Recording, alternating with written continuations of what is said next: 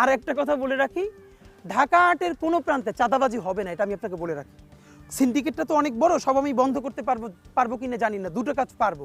Number one, Dhaka আটের একটা সবজিওয়ালা ভ্যানওয়ালা কাছ থেকে যদি কেউ চাঁদা তোলে, আমি ওসমান হাদি সেটা শুনলে আমার টিম নিয়ে সেখানে গিয়ে দাঁড়াবো।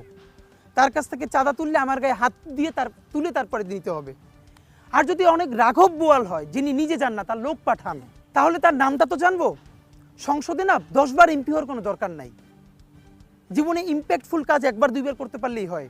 এটা আমি আগেও বলেছি, আবারও বলি, যেই রাঘব বোয়ালরা তাদের ছানাপোনা পাঠিয়ে চাঁদাবাজি করাবেন ঢাকা আটের মধ্যে, আমি সংসদে দাঁড়াইয়া বিসমিল্লা বইলা প্রত্যেকের নাম প্রকাশ করে দিব।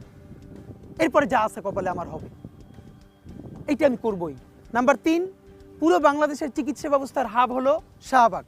শুধু ঢাকা আটের না, পিজি, বারডেম, ঢাকা মেডিকেল, এমনভাবে সিন্ডিকেট করে রাখা হয়েছে। চিকিৎসা তো চিকিৎসা, আপনি মরে গেলে আপনার লাশটা পর্যন্ত নিয়ে অ্যাম্বুলেন্স সিন্ডিকেট করা হবে। আপনাকে চাওয়া হবে 20,000 টাকা।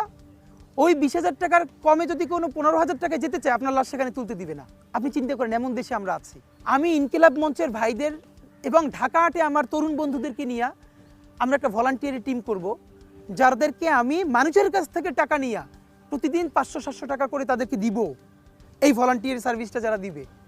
কিন্তু কোনো সিন্ডিকেট ব্যবসা এই হসপিটাল জোনে চলবে না।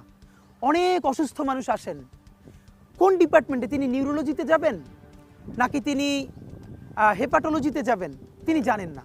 তারে সাপোর্ট করবার মতো পুরো কাউন্টারে কেউ নাই।